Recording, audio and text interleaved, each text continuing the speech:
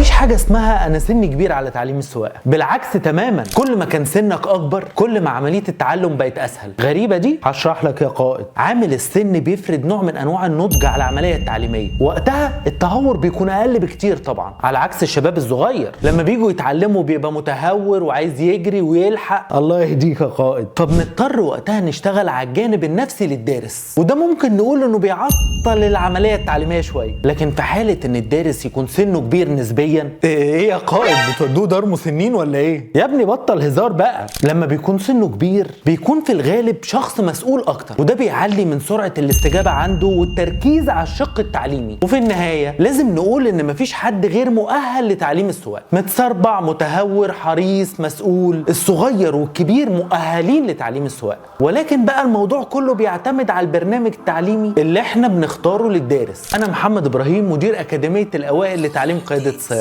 وبنتمنى لكم السلامه في طريقكم. سلام يا قائد.